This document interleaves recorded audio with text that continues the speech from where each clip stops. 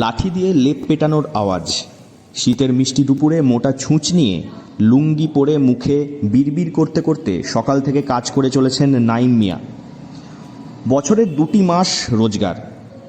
যারা হাতে বানানো লেপ তোশক পছন্দ করেন তারা চলে আসেন নাইম মিয়ার কাছে। সারা বছর সেই রোজগারের উপর ভিত্তি করে চলে তার জীবন। কালী পুজোর পরই বিহার থেকে বাঁকুড়া চলে আসেন মোহাম্মদ নাইম। বাংলা বলতে পারেন গড়গড় করে, মাঝে মাঝে বলে ওঠেন জয় মা তারা। বাঁকুড়া শহরের এডওয়ার্ড মেমোরিয়াল হলের ঠিক পাশে ভুটিয়া মার্কেটের বিপরীতে দেখতে পাবেন মোহাম্মদ নাইমকে। লেপ তোশক তৈরি করছেন একা হাতে, মোটা ছুঁচ নিয়ে মাথার মধ্যে সুতো ঘষে করছেন সেলাই, লাঠি দিয়ে পেটাচ্ছেন তোশক। আপনি এটা কি করছেন? আমি এই লেপ সেলাই, এই তোষক করছি। লেপ সেলাই, লেপ তোষক এগুলো করছেন? হ্যাঁ। এটাই কি আপনার জীবিকা? হ্যাঁ, এটাই করে খাই। এটাই করে খান? কিন্তু শীতকাল তো মাত্র 2 মাস থাকে। হ্যাঁ, তো কিভাবে চলে সংসার? তাহলে এটাই তো করি, এটাই টুকটাক হয়, বিয়া শাদী কাজ এইসব হয়। আচ্ছা, তো একটা কথা বলুন, কিভাবে তৈরি করেন লেপ? এই যে তুলাটাকে লাঠি করে ঝাড়ি পর তারপরে তুলাকে ঢুকিয়ে সমান করে আচ্ছাটি করে পিঠে পাটে তারপরে ওইটাকে সেলাই করতে বসে যাই। এটি এমন একটি জীবিকা যে তার রমরমা ছিল আজ থেকে প্রায় 10 থেকে 15 বছর আগে। তখনও জনপ্রিয় হয়নি অনলাইন বাজার। অনলাইন মার্কেটে রমরমা ছিল না বিন্দুমাত্র।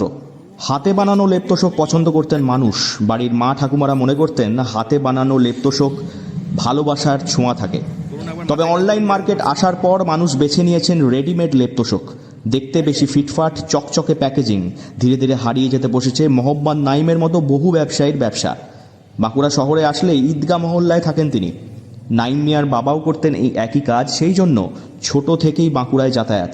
একদম বাঁকড়ি টানে গড়গড় করে বাংলা বলতে পারেন।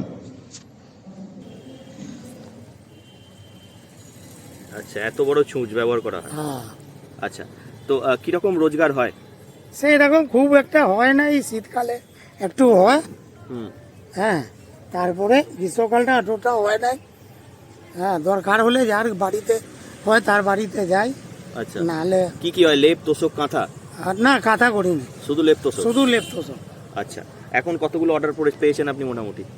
আমি তো পাই নাই, ওই জালান দোকান থেকে অর্ডার, ওইখানে পড়ে কাজ, ওইটা এনে এইখানে করা হয়।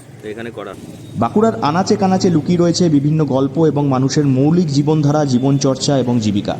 জীবিকাগুলি একটু স্টাডি করলে কিংবা পর্যবেক্ষণ করলে বোঝা যাবে জীবিকাগুলির গুরুত্ব এবং বর্তমান প্রেক্ষাপট।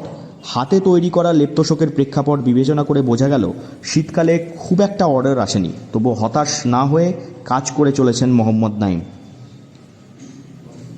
বাঁকুড়া থেকে নীলাঞ্জন ব্যানার্জির রিপোর্ট, লোকাল 18 বাংলা।